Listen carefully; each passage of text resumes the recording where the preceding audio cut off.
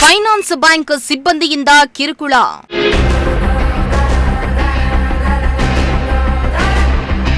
ಟಾರ್ಚರ್ಗೆ ಬೇಸತ್ತು ದಲಿತ ಮಹಿಳೆ ಆತ್ಮಹತ್ಯೆಗೆ ಯತ್ನ.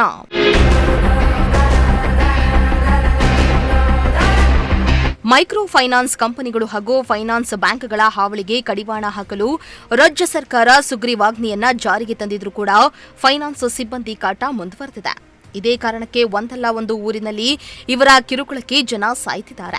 ಇತ್ತ ಸ್ಮಾಲ್ ಫೈನಾನ್ಸ್ ಬ್ಯಾಂಕ್ ಸಿಬ್ಬಂದಿ ಕಾಟಕ್ಕೆ ಬೇಸತ್ತ ದಲಿತ ಮಹಿಳೆಯೊಬ್ಬರು ಆತ್ಮಹತ್ಯೆಗೆ ಯತ್ನಿಸಿರುವ ಘಟನೆ ತಿಪಟೂರಿನಲ್ಲಿ ನಡೆದಿದೆ.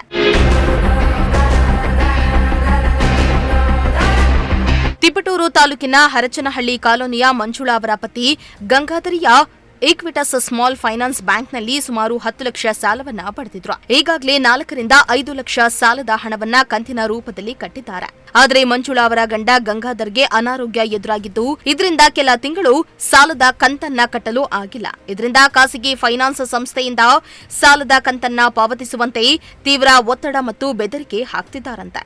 ಇದರಿಂದ ಬೇಸತ್ತ ಮಂಜುಳಾ ಎಂಬ ಮಹಿಳೆ ಕಳೆನಾಶಕ ಮತ್ತು ಕೆಲ ಮಾತ್ರೆಗಳನ್ನು ನುಂಗಿ ಆತ್ಮಹತ್ಯೆಗೆ ಯತ್ನಿಸಿದ್ದಾರೆ.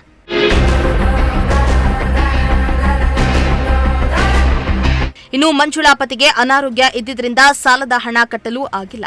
ಆದರೆ ಫೈನಾನ್ಸ್ ಸಿಬ್ಬಂದಿಯವರು ಬಡ್ಡಿಯ ಸಮೇತ 11 ಲಕ್ಷ ಕಟ್ಟಲು ಒತ್ತಡ ಹೇರಿದ್ದಾರೆ. ಇದರಿಂದ ಗಂಗಾಧರಯ್ಯ ಅವರ ಪತ್ನಿ ಮಂಜುಳಾ ಆತ್ಮಹತ್ಯೆಗೆ ಯತ್ನಿಸಿದ್ದಾರೆ ಎಂದು ಮಂಜುಳಾ ಕುಟುಂಬಸ್ಥರು ಆರೋಪ ಮಾಡಿದ್ರು. ಸರ್, ನಾವು ನಮ್ಮ ತಂದೆ ತಾಯಿ ಗಂಗಾಧರಯ್ಯ ಅಂತೇಳಿ, ನಮ್ಮ ಅಮ್ಮನ ಹೆಸರು ಮಂಜುಳಾ ಅಂತೇಳಿ. ಸರ್, ನಾವು ಕೂಡ ಫೈನಾನ್ಸಲ್ಲಿ 10 ಲಕ್ಷ ಲೋನ್ ತೊಗೊಂಡಿದ್ವಿ. ತೊಗೊಂಡು ಸರ್ ನಾವು ಕಟ್ಟಿದ್ದೀವಿ. 4 ರಿಂದ 5 ಲಕ್ಷ ಅಮೌಂಟ್ ನಾವು ಕಟ್ಟಿದ್ದೀವಿ. ನಮ್ಮ ತಂದೆಗೆ ಸ್ಟ್ರೋಕ್ ಆದ ಕಾರಣಕ್ಕೆ ಅವಾಗ ಕಟ್ಟೋಕ್ಕಾಗಿಲ್ಲ. ನಮ್ಮ ತಂದೆಗೆ ಪೇಷಂಟ್, ನಾವು ದಲಿತ ಸಮುದಾಯದವರು, ಹಿಂದುಳಿದವರು, ನಮಗೆ ಯಾವುದೇ ರೀತಿ ಜಮೀನಿಲ್ಲ, ತೋಟ ಇಲ್ಲ ಸ್ವಾಮಿ, ಕೂಲಿ ಮಾಡಬೇಕು, ಜೀವನ ಮಾಡಬೇಕು. ಹಾಗಾಗಿ ಕಟ್ಕೊಂಬಂದಿದ್ದೀವಿ ಅವ್ರ ಅಮೌಂಟ್ನ. ನಮ್ಮ ತಂದೆಗೆ ಯಾವಾಗ ಸ್ಟ್ರೋಕ್ ಆಗೋಣ, ಅದು ನಮ್ಮ ತಂದೆಗೆ ಪೇಷಂಟ್ ಏನು ಟ್ರೀಟ್ಮೆಂಟಿಗೆ ಅಮೌಂಟ್ ಇಲ್ಲದೆ ನಾವು ಮಾಡಿದ ಕೆಲಸಕ್ಕೆ ಬರೋಂಥ ಸಂಬಳ ಪ್ಲಸ್ ಏನು ಕೂಲಿ ಮಾಡ್ತೀವಿ ಆ ಅಮೌಂಟ್ನೆಲ್ಲ ನಾವು ಟ್ಯಾಬ್ಲೆಟ್ಸು ನಮ್ಮ ತಂದೆಗೂ ತುಂಬ ಕಡೆನೇ ಎಲ್ಲ ಮಾಡಿ ಖರ್ಚು ಮಾಡಿ, ಹಾಗಾಗಿ ನಾವು ಮನೆ ಕಂತು ಕಟ್ಟೋದ 14 ಕಂತು ನಿಲ್ಲಿಸಿದ್ವಿ ಸ್ವಾಮಿ. ಆ 14 ಕಂತನ್ನ ನಾವು ಅವರು ಟೈಮ್ ಕೊಡಿ ಅಂದರೆ ಟೈಮ್ ಕೊಡ್ತಿಲ್ಲ ಸ್ವಾಮಿ. ಮನೆಯೇ ಸೀಜ್ ಮಾಡ್ತೀವಿ ನಾವು. ಒಂದು ಸತಿ ಕಟ್ಟಿ, ಯಾರು ಸಾಯಿಲಿ ಯಾರು ಇರಲಿ ನಮಗೇನು, ನಿಮ್ಮ ದುಡ್ಡು ಕಟ್ಟಿ.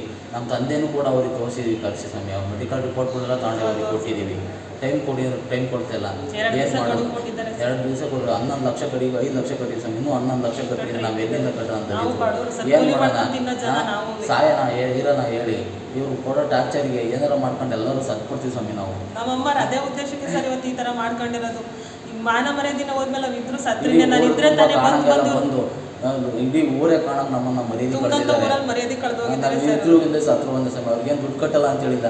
ನಮ್ಗೆ ಯಾವುದೇ ರೀತಿ ನಮಗೆ ನೋಟಿಸನ್ನು ಯಾವುದೇ ರೀತಿ ನೋಟಿಸ್ ಕೊಟ್ಟಿಲ್ಲ. ನಮಗೆ ಏಕಾಏಕಿ ಬಂದು ನಮ್ಮ ಮನೆಯನ್ನು ಸೀಜ್ ಮಾಡೋಕೆ ಬಂದರೆ 7-8 ಜನ ಬಂದು ನಮ್ಮ ಮನೆ ಹತ್ರ ಹಿಂಗೆ ಅಂತೇಳಿ ಬಾಯಿ ಬಂದಾಗ ಏಕವಚನಗೆಲ್ಲ ನಮ್ಮನ್ನು ಮಾತಾಡಿ ನನಗೆ ತುಂಬ ಮರ್ಯಾದೆ ಕಳೆದಿದ್ದಾರೆ. ದಯವಿಟ್ಟು ನನಗೆ ಕಂಪನಿಗಳಿಂದ ನಮಗೆ ನ್ಯಾಯ ಕೊಡಿಸಿ. ಇನ್ನು ಮೈಕ್ರೋ ಫೈನಾನ್ಸ್ ಕಂಪನಿಯಿಂದ ಅನೇಕ ಬಡ ಕುಟುಂಬಗಳು ಬೀದಿ ಪಾಲಾಗ್ತಾ ಇದ್ರು.